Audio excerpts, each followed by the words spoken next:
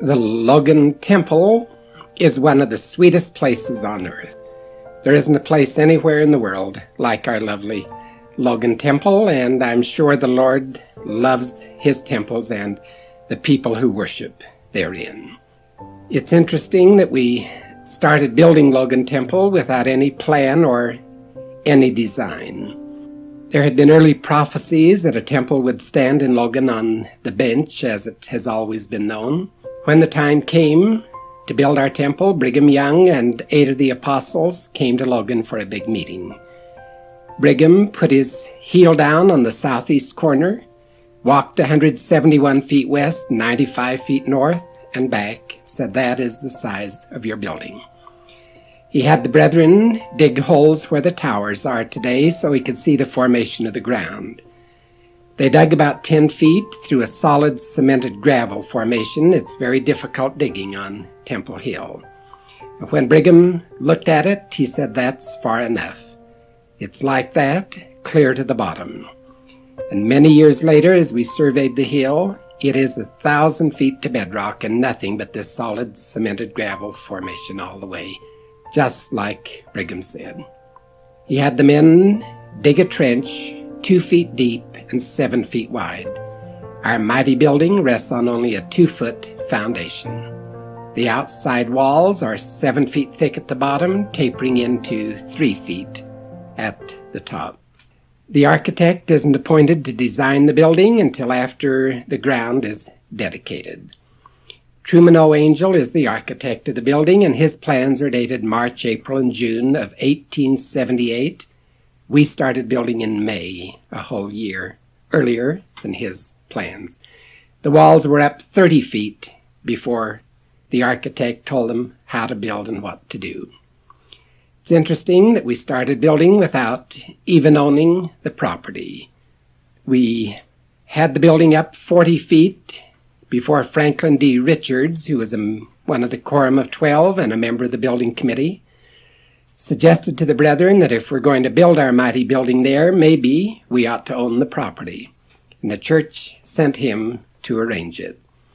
We paid Logan City $300 for the 7 acres on top of the hill. 2 lots had been sold on the west end. Our brother Reed owned the south one, our brother Hibbard the one on the north. We tried to buy these lots. They were not for sale. These men wanted to build homes. Finally, in 1880, Brother Hibbard gave us the north lot. We tried again to buy the south. Brother Reed wouldn't sell. It took 7 years to build the building, and it was in operation 6 months before we finally had a deed to the whole property. Brother Francis Gunnell met Brother Reed on the street one day. Told him, "You haven't built your home there. How about selling the lot to me and letting me build mine?" He offered him nearly $100 for it, and Brother Reed took it. 2 days later, the lot was deeded to the temple, and Brother Gunnell lost his friend Brother Reed in doing it. It took nearly 8 years to get a deed to the whole property. The railroad had come to Logan in 1873, and they hired our good Mormon men to scout the hills for timber for ties for the railroad. When they found the best timber in the hills, they said, "This is Temple lumber." There at Temple Fork, 26 miles east of us, were nearly 5 million board feet of lumber, Douglas fir, red pine, 50, 60 feet tall and straight, beautiful lumber, prettiest in all the canyon. We were building the tabernacle in 76, and they had selected the rock quarry at Green Canyon 5 miles away. And so when the temple is ready to go, our lumber and our rock is all available. At the Red Rock Quarry in Green Canyon were 2 seams of rock 14 inches wide that came down the side of the mountain. All we had to do was blast it out, pick it up, and put it in the temple. It needed very little dressing. Orson Pratt, one of the old-timers of the church, offered the dedicatory prayer when the site was dedicated on the 17th of May, 1877. And we had 4 inches of new snow that morning on top of half a foot of old snow. A man laid his coat down in the mud and snow for Orson to kneel on as he offered the dedicatory prayer. He asked the Lord to take care of the people who worked on the temple. And I'm happy to report the Lord was still in heaven and still answering prayers that long ago. And it's good we had the Lord to help us build the temple, because we didn't have a doctor in Logan in early days. We did have a man by the name of David Lamoureux. And as a boy, David had grown up on the farm. One day, one of his pigeons broke a wing, and David set it. The bird flew again. His dog broke a leg. David set it. The dog walked without a limp. And he got real good at setting bones. All the neighbors anywhere near used to use him on their broken bones. We had maybe 10 or 12 broken bones in connection with the temple that Dr. David took care of. He was the superintendent of the sawmill.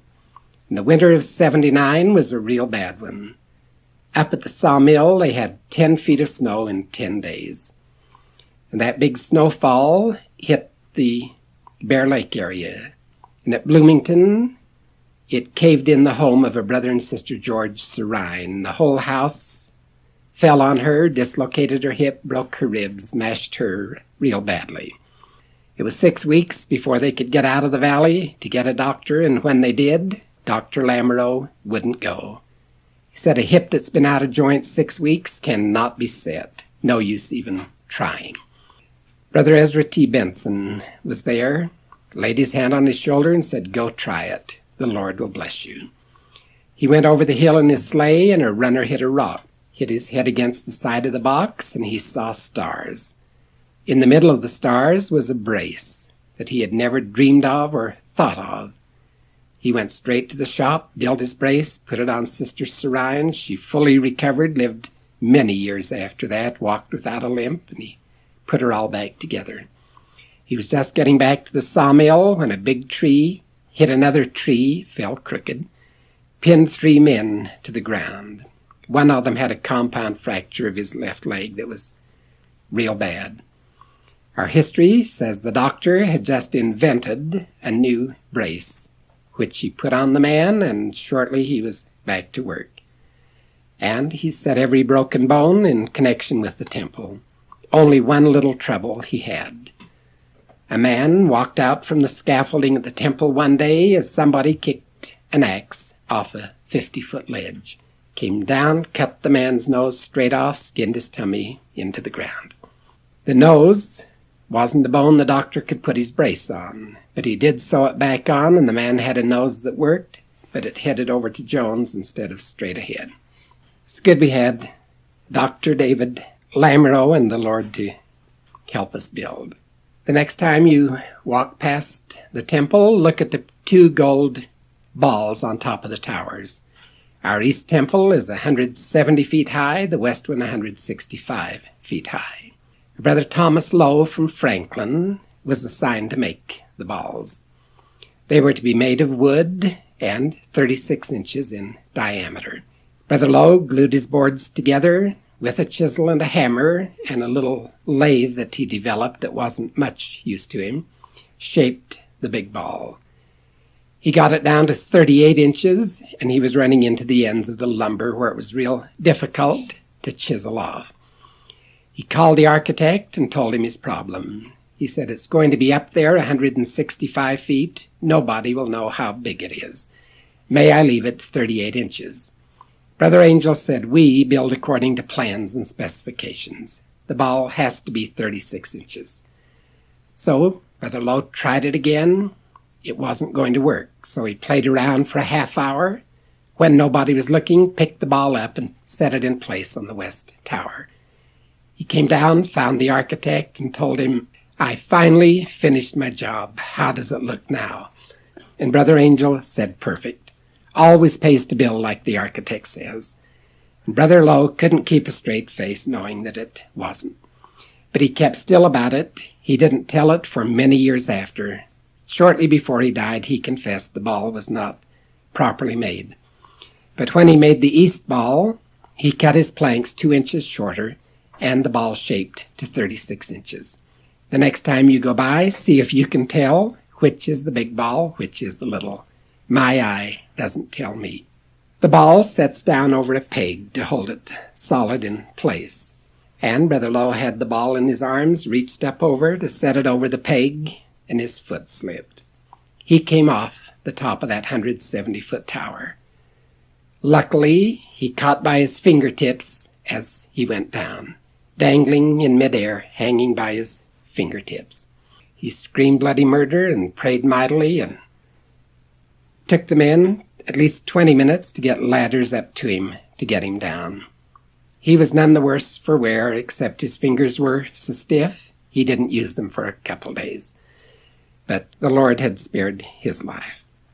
In the temple, we have 4 spiral stairways. All 4 corners of the building have a spiral stairway where you can climb from the bottom 184 steps up to the tip top. Those 4 corners towers are 100 feet.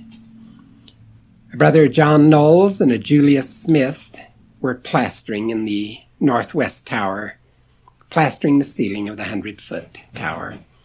Their scaffold broke and let these men fall. They just missed bouncing out a window, and they'd have gone 100 feet on the outside. Inside, they went 53 feet straight down the wall, landed on the rocks and the steps down below. And Brother Knowles records in his journal that he hit so hard, it bounced his spirit right out of his body. He said he stood up high, looked down at his dead body on the steps. And when it was over, he told them everything that was said and done. They carried the 2 men on down into the office and laid them on a couch. Sent for Brother Joshua Salisbury to come give them a blessing. And he was over in the rock bin dressing rocks. He stayed to finish what he was doing, took time to wash and clean up and comb his hair and beard. And after about 20 minutes, Brother Perry, our head mason, said, "Now we will give them a blessing and send them home." And Brother Salisbury commanded him in the name of the Lord to be made whole. And Brother Knowles said that very second his spirit went back into his body, and he opened his eyes and smiled at them. A few minutes later, they put him in his buggy and sent him home. He did have a slightly sprained wrist, a sprained ankle, 4-inch cut on his head, but not a broken bone, just some bruises. 2 weeks later, these men are back again, working on the temple, none the worse for the experience. When the building was up 40 feet, Brother Hugh McKay from Willard was setting rock in the southwest tower. He stepped back, picked up a great big rock as big as he could lift, and it kind of staggered him. He stepped backwards a foot too far and went off the scaffold. Held tight to his big rock and fell at 40 feet, flat on his back in a pile of rocks. The brethren were afraid to move him, knowing that he'd be broken to bits. When they finally did, they found he didn't have a broken bone nor a cut, just some bruises, and the big rock on his chest had cracked 2 ribs. A week later, he was back again setting rocks on the temple. And the Lord took care of the people who worked and answered Parley's prayer. The little road up to the Temple Forks sawmill was a very narrow one in early days. The Bear Lake men built the 4-mile road from the Logan Canyon Road on into the sawmill. It crossed the river 4 or 5 times, goes up through a narrow canyon. The water that comes out of Temple Fork is an ice cold one right off a snowbank. We put a thermometer in it one day and it's 40 degrees, ice cold. They always warned the drivers to stay away from the river. The bank is narrow and steep in places. A Brother James, a young man about 19 years of age who lived in the old 5th Ward, had a big load of lumber on his wagon, had over 2 ton, bound tight with a chain. He just headed into the canyon when his wheel hit a soft spot. The whole edge of the bank caved in.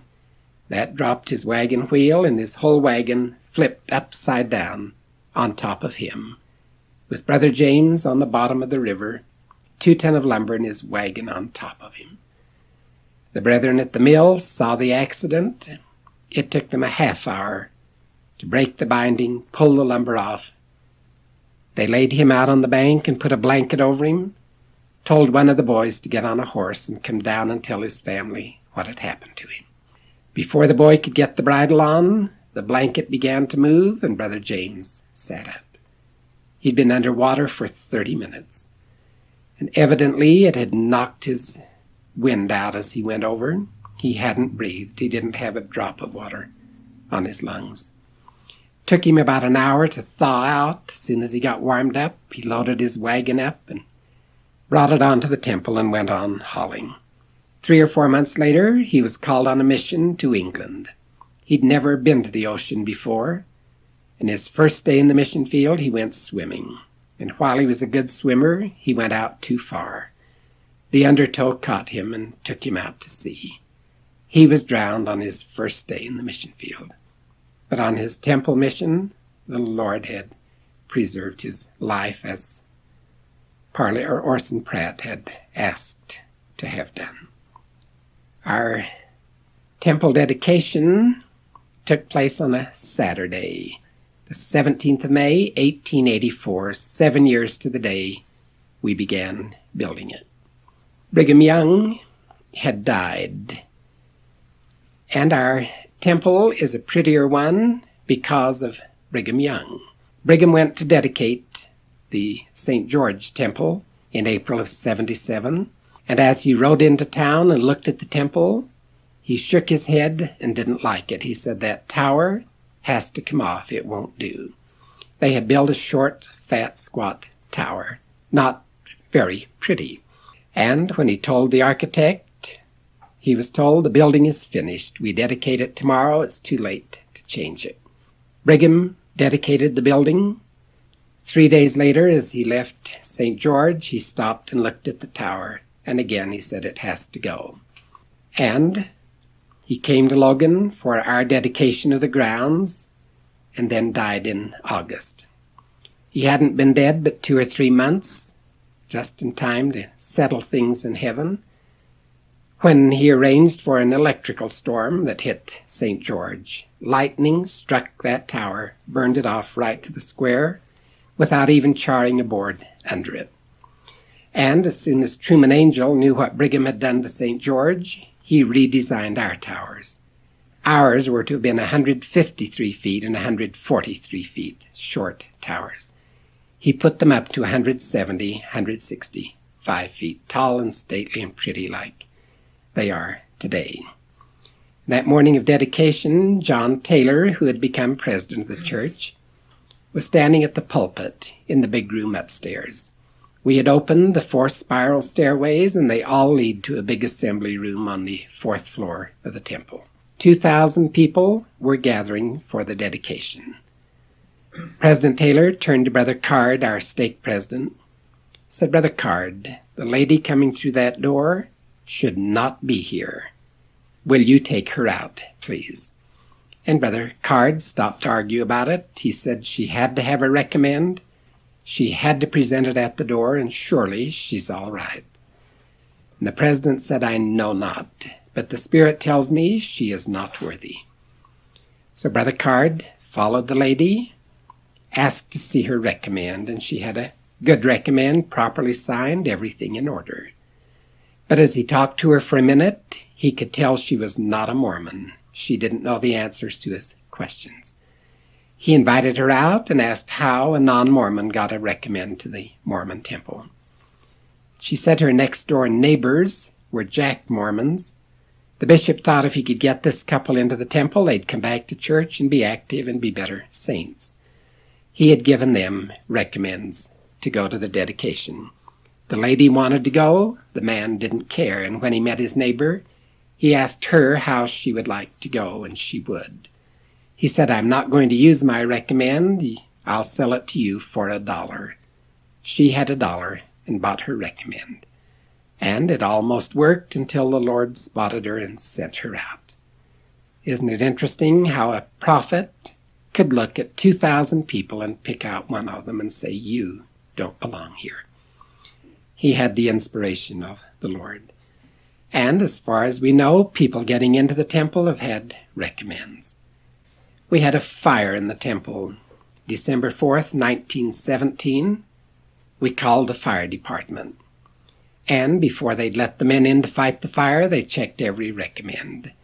And 2 of the men had left their recommends at home. They had to go home and get a recommend to get in to fight the fire.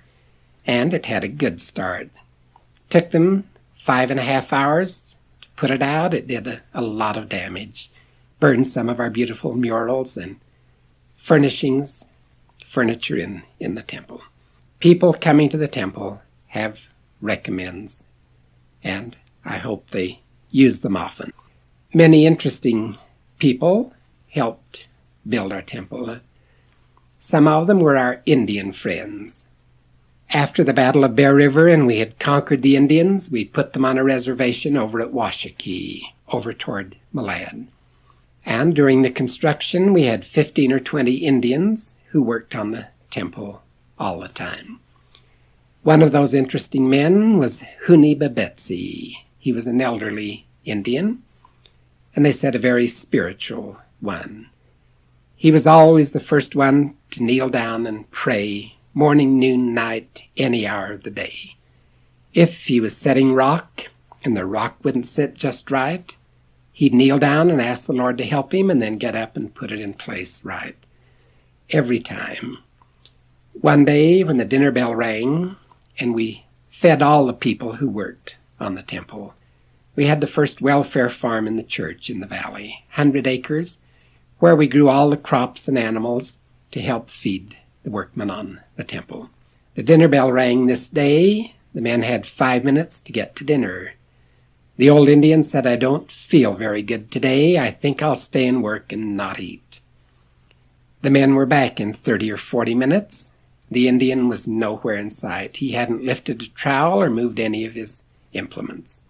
Knowing he didn't feel well, they presumed he'd gone to camp. That evening, when they returned to camp, he was not there. Nobody had seen him. So they presumed he had gone back to Washakie. That Saturday night, as all the men went home, the tribe would gather at the little church house to see what's going on in the big city of Logan. We had about 2,000 people here at the time. They wanted to know about the temple. Sister Babetsi was there and said, "Where's Huni?" They said, "You ought to know. He's been home with you all week." And nobody had seen him. They formed a posse, came back, hunted all the piles of lumber and rock on Temple's Square, through the temple, through the sawmills, the quarries. They dragged Logan River, hunted through the west fields, and to this day nobody knows what became of the old Indian. And the legend grew that he was such a righteous man that he had been translated and taken to heaven. They never did find his clothes, his body, his bones, and nobody knows what became of him. It'll be interesting to talk to Huni Babetsi someday, see how he got to heaven. The workmen on the temple said the Lord took him home. We built the temple in polygamy days, and the lawmen loved to hide out in the bushes down west or wherever and pick up our polygamous men as they came or went to the temple. Our first president was Mariner W. Merrill. He had 7 wives and 46 children living at Richmond. Brother Samuel Ross Kelly, our recorder, had 6 wives, 30 children living at Smithfield, and a number of our good brethren were polygamous. And since the lawmen were waiting for them, these men lived in the temple, weeks and even months at a time without going out, knowing they would be picked up, and if they were, they spent 6 months, a year, or a couple of years in jail, depending on how many wives and children they had. President Merrill had a bedroom in the 2nd floor of the West Tower. One of our interesting finds during remodeling was to find the old polygamy hideout. It isn't mentioned in any temple plan or any word about it in our temple history. As we dug for the new foundation, we uncovered a rocked-up room about 10 by 12 with an 8-foot ceiling, and even the ceiling is made of rock. Out in the north parking lot where the big trucks and the cars have run over it. It's a wonder it never caved in. At first we thought it was a cistern, but there were no pipes in or out, only a trap door to get into it. And we think this is where our polygamous men hid out. There was a tunnel to get into it. One day, 2 of the deputy marshals rode their horses to the front door of the temple. Our brethren saw them coming, locked the door, and cleared out of sight. The deputies knocked long and loud until Brother Ross Kelly gave in and went out. And the deputy asked permission to see the polygamous records. We did polygamous marriages from 1884 to 1890 when the manifesto was signed. And Brother Ross Kelly merely told him, "I have no records to show you." And the deputy said, "We know you do. We know you're doing polygamy. We want to know who the men are." Brother Ross Kelly bid them good day, went in and locked the door. And the deputies didn't like it. They went straight to the telegraph office and wired for help. Our head United States Marshal for Utah was at Ogden. And the next day we had the marshal and all the deputies of northern Utah rode their horses up to the temple door. And the door was locked again, nobody in sight. This time the lawmen used their rifle butts and about took the door off. Brother Ross Kelly finally gave in and went out. The marshal demanded, in the name of the United States government, that the polygamy records be surrendered to him. And Brother Ross Kelly said, "I'm sorry, I have no records to give you."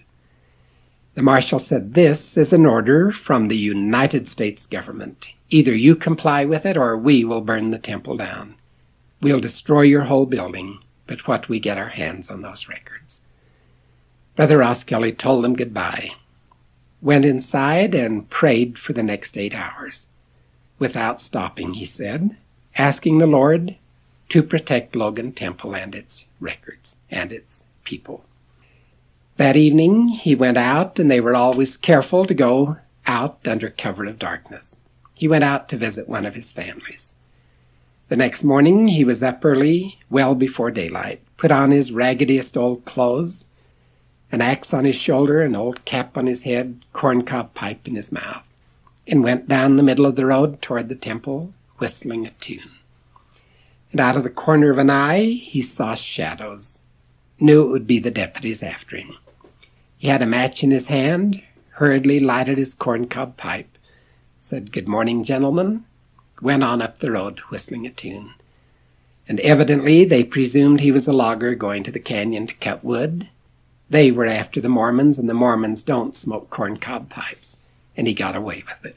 He got up to the front door of the temple and stopped short. There were 2 big men, giants of men, he said, standing guard at the front door. And what amazed him was that they were dressed in full armor. They had helmets, breastplates, swords, shields, spears, full regalia. He was worried about his records. He merely nodded good morning to them, went into the temple, got into the office, and there were 2 more of the big men. At this time, our temple records were kept on the 3rd floor in the east end of the building in the sealing room, the green sealing room. There were 2 small archives where the records were kept. He ran up those 2 flights of stairs to see if the records were there. And standing guard at that door were 2 more of these giant men. As soon as he looked and the records were safe, he came back to talk to them and asked who they were. They told him, "We are Nephite warriors. We have been sent in answer to your prayer, and you need have no worry about the Logan Temple or its records." When Brother Ross Kelly went to tell the story to John Taylor, the president stopped him and said, "They were indeed Nephite soldiers. This is not the first time they have been sent to take care of the Logan Temple and its people. Nobody knows how often they might have come. Brother Ross Kelly met them only once. But this we know, that the lawmen tried on many occasions to break into the temple, to break windows, jimmy the doors, or whatever. They never did get in. They never did see our polygamy records. And I think it was good for the lawmen that they didn't try to get in this night. These giants of men were from the Lord, and the lawmen's bullets would have had no effect on them. And they might have destroyed our lawmen. I don't know what they would have done. It's good they didn't come back and try that particular night. It's interesting, the people the Lord sends to answer prayers, and you'd wonder who our big Nephite warriors were. If they were some of the sons of Helaman, or Zelph, or Onondaga, or which of the mighty Nephites. Anyway, the Lord protected our building and our people. To our knowledge, the lawmen never did pick up one of our temple polygamists. Brother Merrill, living in the temple, left his oldest son, Mariner Jr., was 22 years of age. He had just recently married, was quite an outstanding young man. He left Junior to do the chores, plant the crops, take care of the 7 wives, whatever a young man could do. One day, Junior dropped dead, and it was a real blow to his father. President Merrill grieved mightily in the temple and could never be satisfied that his son should be taken. He said he got to complaining to the Lord. Every time he offered a prayer, he'd tell the Lord, "Here I am in the temple doing your work, and then you take my only son, old enough to run my affairs at home." He said Junior appeared to him in his bedroom in the temple one night and said, "Pa, the Lord is displeased with your actions in my regard. Please know that I've been called home to do a greater work than anything I could do on the face of the earth. I'm preaching the gospel to all the people you are doing temple work for." And that was a revelation to the president. Never once had he thought of preaching the gospel to the dead. And when he knew what Mariner Jr. was doing, he said it was a testimony to him that the Lord knew what needed doing and called the best man to go do the job. And he said he never complained to the Lord again in his life. Brother Merrill sat in his office one day and heard a great commotion outside. He stepped out to the window to see what was going on. And here came a great multitude of people from the west end up around the temple, on horseback, in buggies, majority of them on foot. And at this time, about 1893, the temple owned the whole block east of the temple. Our old rock horse barn is still there. We had sheds, corrals, barns, where you could put your hay up in our barn, then come to the temple in the winter, stable your horse, feed him your own hay. These people stabled their horses, corralled them, tied them up, and gathered out in front of the temple. The president said it was such a congregation that if he filled every room in the temple, it wouldn't begin to hold them. That large room held 2,000, 5 other rooms would hold 200 each. 50 other rooms in the temple would hold a big crowd. It must have been a lot of people. And he knew they were not Mormons.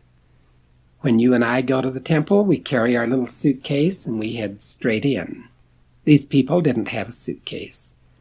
They were rather shabbily dressed, and they were just milling around the front of the building. The president went out and asked who they were and why they had taken possession of the temple grounds. He said their leader stepped out and said, "I am Satan. I don't like what's being done in Logan Temple, and I brought my people to close it." And that was a bit of a shock to the president. He'd never run into the devil before. He wasn't right sure what to do with him.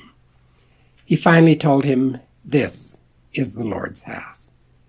And you know that you or anybody else cannot stop the Lord's work. It makes no difference what you do, what you say. The Logan Temple stays open. The Lord's work goes on." Satan told him, "Then I'll take this congregation of people and scatter them throughout these valleys. If you won't close the temple, we will keep people from going." The president was a mighty man, big in stature, big in spirit. He was a member of the Quorum of 12, temple president, stake president, a big man. He used the authority and power of his priesthood and commanded Satan in the name of the Lord to depart from holy ground. He said within 4 or 5 minutes there wasn't a man, woman, buggy, horse, anything in sight. They just faded off into thin air and were gone. And then for a period of about 12 years, we might have closed Logan Temple. We'll be doing more work in one day after we open than they did in a full year after Satan's visit. My grandfather Olson lived on 4th North, about 3 blocks away. He said any day that he said out loud he was going to the temple, something happened to keep him away. One day he told the boys, "Tomorrow we'll finish grinding our molasses, and then I'd like to spend a week in the temple." The little mill had been running perfectly. They went back the next morning and the main wheel was off. And the more they repaired it, every moving part on the machine broke again and again. It took them 1 week to repair the mill to get it to grind one day's molasses, and he didn't get to the temple. Another morning when he was going, he got up to milk his cows and the corral gate was open. The cows were gone. Took him all day to find the cows in the west fields. Another day, the gate was open again and the horses were gone. Took him 2 days to find his horses up in the hills. He said any day that he said out loud he was going, something like that happened to keep him away. He soon learned to keep it to himself and not to say it out loud. He'd get up, milk his cows, come in and set the bucket down and run, and then he could get there. And Satan knows about temples and what we do, and he'd love to keep you and me out of the temple. We have to learn to set our buckets down and run and leave Satan to tempt our neighbors or whoever will listen to him. Temple work was important enough that Satan himself came to Logan and tried to close us down. It didn't work. Our people were too faithful. We've gone on to do 26.5 million ordinances since Satan tried to stop us. Our Mormon saints are good people. This story goes back to Nauvoo. There, the prophet Joseph and the Lord selected 12 apostles for latter days, and among them was John F. Boynton, only 22 years of age, a brilliant young dentist, maybe the youngest of our apostles. John was there when the prophet talked temple work and when they baptized in the Mississippi River and whatever else went on. The prophet called the 12 in one day and talked polygamy to them. Told them, since you are the Lord's chosen, he expects you brethren to practice polygamy. Told them to go out and get them another spouse. Brother Boynton went home, talked it over with his wife, and they decided they didn't want another wife. So while the other brethren went romancing, John went home. Before long, the other brethren are back with their new wives. Brother Boynton was called in, had nothing to report. The prophet told him, go do it. He was finally called in 4 or 5 times, never did it, was finally disfellowshipped and then excommunicated for disobeying the prophet. He had 1 or 2 other little troubles to go with his disobedience. He went back to his home in Massachusetts. His sister, Olive Boynton, had married Jonathan Harriman Hale, Bishop of the 9th Ward in Nauvoo, and Jonathan and Olive were our great-grandparents. This is one of my family stories. The Hales headed west. Grandpa and Grandma died at winter quarters with the cholera. 3 brothers and a sister came on west and settled at Grantsville out by Tooele. In the late 1870s, Uncle John got word that the Mormons are building a temple in Logan, and that sparked his interest. He never did lose his testimony of the gospel. He was never rebaptized, but he did have 3 wives, 1 at a time. And when he heard about our temple, he went to and compiled a real unusual record of the Hale and Boynton families. He wrote 1,100 letters, traveled 6,000 miles, in a time when there isn't a printed book anywhere to help him. The records he sent to his nephews at Grantsville, and we didn't know what to do with them, just stacked them up in a cupboard. It was 350 miles to St. George. That temple is open. The Salt Lake Temple did not open until 93. When Logan opened in 84, our Hale family moved to Cache Valley. Here they hired Brother Samuel Roskelley to keep our records. From then until about 1903, he kept a steady stream of names going through the temple. One Sunday that fall, he brought the records back to our Grandpa Alma Hale. Said, "Brother Hale, my eyesight is poor, my health is bad. I can't finish my records." And Grandpa didn't know what to do. Nobody had been trained in genealogy in those days. And when you don't know what to do, there's always something you can do. You can fast and pray. Grandpa said he fasted and prayed for a week, and some of the family joined him. The next Sunday, Brother Roskelley came back and said, "Give me the records. I've made a promise to a heavenly being that I have to keep." He said, "Friday, as I came from the temple and neared the Hyde Park Lane, a man on a white horse suddenly appeared at the side of my buggy and asked about the Hale and Boynton record. He assured me they were properly compiled, the work in the temple was being done correctly, that every spirit was anxious that the work be completed for him or for her. Brother Roskelley explained his health problems. The writer promised him in the name of the Lord that his eyesight would be good, his health would improve, and he could do it. And Brother Roskelley agreed, and his visitor disappeared. Brother Roskelley went home, took his glasses off to go to bed that night, and never put them on again in his life. He had good eyesight. He woke up the next morning feeling like a young man. His aches and pains were gone, and he ran and did what he wanted. And as he described his visitor on the horse, Grandpa Alma Hale said, "Why, that was my father. That was Jonathan Harriman Hale, Bishop of Nauvoo." Took Brother Roskelley about 2 years to finish the record. One week in the fall of that year, we had a Hale reunion in the temple. We completed the last baptism endowment and then the last sealing on the Friday afternoon. That night, as Brother Merrill returned home to Richmond, as he'd get to Smithfield and before the homes blocked his view of the temple, he would turn and tell the temple goodbye. This night as he did, he said his heart jumped almost out of him. The temple was on fire, and he didn't know what to do. By the time he could drive his horse and buggy back, the temple could burn down and he wouldn't be much use to it. He decided to sit, turned his buggy around and watched. In 2 or 3 minutes, he said to himself, "That is not a fire." There were no red flames burning upwards, but the whole building, inside and out, was lighted with a beautiful rosy glow that was steady and not a burning flame. He knew something unusual was taking place. But he went on home and came back on Monday morning. And as soon as he knew the story, he talked with President Joseph F. Smith. And the president asked what family in the church has done something unusual in the temple. And the Hale family was the only one anywhere to complete such a record of 4,000 names. The president told him, "You have been permitted to have a visit from those 4,000 members of the Hale and Boynton families who came from heaven to sing and rejoice and be happy at their deliverance in the Logan Temple." And the people of Logan gathered around the temple to see the building lighted.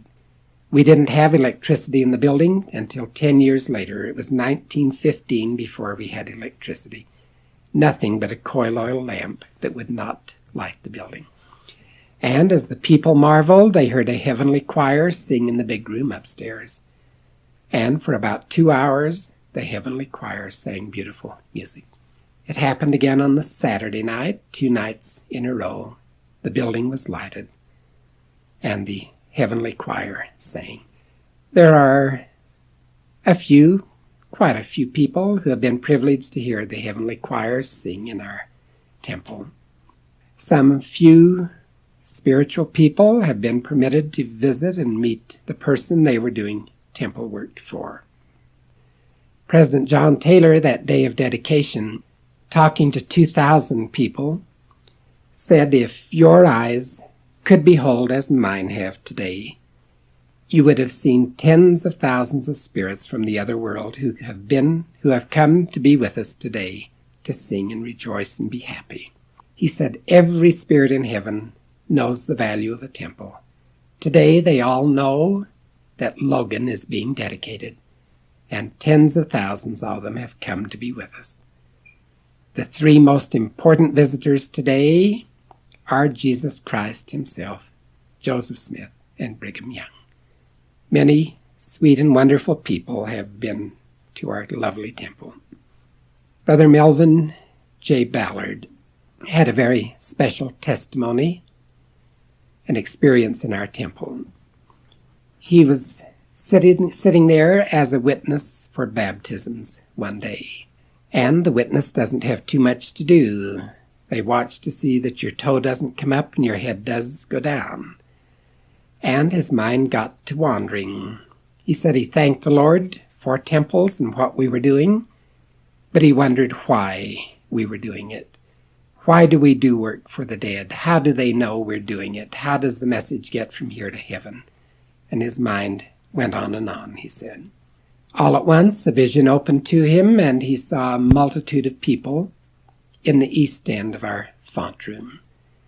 And then, one by one, as each name was baptized for, one of these persons climbed a stairway over the font into the west end of the room.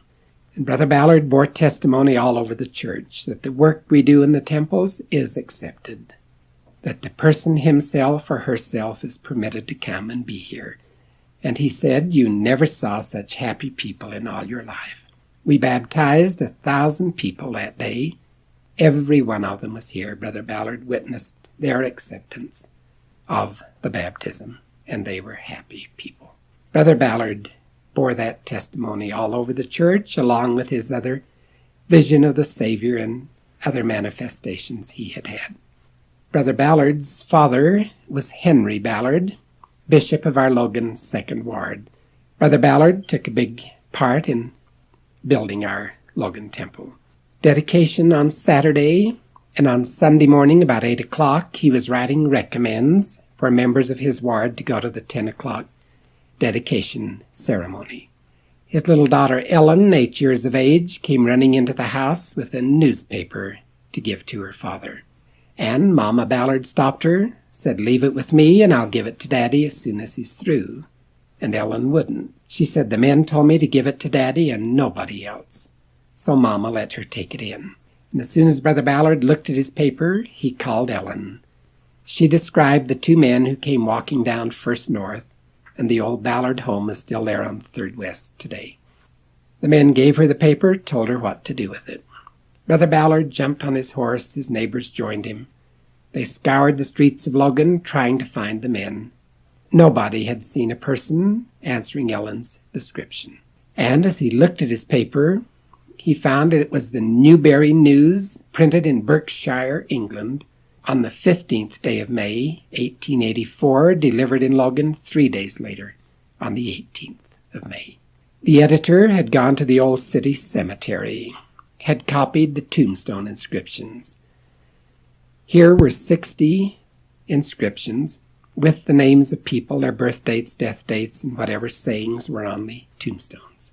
The Ballards had just come from Newbury. Took them 13 weeks on the ocean, 13 on the plains. They knew how far it was from England to Utah. He took the paper to the temple with him that morning. When President Merrill heard the story, he said, "Surely it's meant for you to go do the temple work for these people," which the Ballards did starting next week. But when President John Taylor heard the story, he said, "There is no way under heaven to get a newspaper from England to Utah in 3 days, except by special messenger." He said, "You have had a visit from the 3 Nephites who knew the value of a genealogical record when they saw it, and knew the one place on earth where someone would do the work for these people." Isn't it interesting? The people the Lord sends to answer prayers or deliver messages, those 3 Nephites who were permitted to tarry on the earth until the Savior came, to do good for other people, came to Logan with a genealogical record. However, only 2 of them came. Ellen saw 2 men. Third one must have been off doing an errand for somebody else. The Lord puts genealogical records in our way if we take advantage of them, a name and address, somebody to help us. Have you ever heard speaking in tongues? In the early days of the church, it was one of the gifts of the Spirit that you don't see or enjoy very much today. If the Lord had a message to send, He might send it through someone speaking a language you didn't know. We've had at least 6 experiences in Logan Temple of speaking in tongues. And interestingly, all 6 of them were women, and the 6 people who received the interpretation of the tongues were women, not a man among them. This Sunday we were having a meeting of our temple officiators, about 250 of us. Sister Margaret Smith Watson, Maggie Watson of the Logan 11th Ward, was bearing her testimony. This week she had put the last of her carpenter record in for baptism, was telling us what a joy it was and how happy she and her family were to be able to work for their grandfathers. Right in the middle of a sentence, she stopped, looked up into the far corner of our room, and held her hands out to whoever she saw. It was as if a beam of light hit her in the face. She started speaking in a language we didn't know. And I do genealogy in 10 or 12 different languages, which I don't speak, but which I know words in. She didn't say a word of Danish, Swedish, Norwegian, Finnish, German, Dutch, French, Spanish, Italian, Latin, Maori, Hawaiian. I couldn't find a word I knew. It was more like Hawaiian than anything I could identify. It was full of L's, very musical, rolled out very beautifully. Her message to us was that today is our day to do genealogy. The records are there as never before. There are people to help you. Do it now before it's too late, before it's too late, before it's too late. We could tell she repeated something 3 times. This day, Sister Alta Reese was sitting there peacefully and came to that Sister Watson was speaking in tongues. And then she knew every word that was being said, and it frightened her to death. She didn't stand up even when the president asked if the person who knew the message would give it to us. Sister Hortense Cahoon was sitting next to her, felt the whole bench shake, and got up and helped Alta to her feet. Must be quite an experience to receive the interpretation of tongues, or to be privileged to speak in tongues. It is a real sweet experience. And out of 250 people, maybe 10 or 12 of us went and did as the Lord suggested. And where I had been doing genealogy for 20 years, this time every letter I wrote, everything I did, went to a person who would help me. Today I have one of the most unusual records in all the church. The records are there. There are people to help us if we will go do it. It's been our privilege to travel to 21 countries of the world, to do genealogy and also as a tourist. There isn't a place in all this world as sweet and wonderful and beautiful as any one of our lovely temples. There isn't a doctrine or anything in the world someone could preach to you that is sweeter than this of genealogy and temple work, where you are a savior on Mount Zion every time you go to the temple. It's like playing Santa Claus when you go. You take a gift to somebody who couldn't do it for himself. May the Lord bless us, inspire us to do a bit of genealogy, save the dead with ourselves, be saviors on Mount Zion. I pray in the name of Jesus Christ. Amen.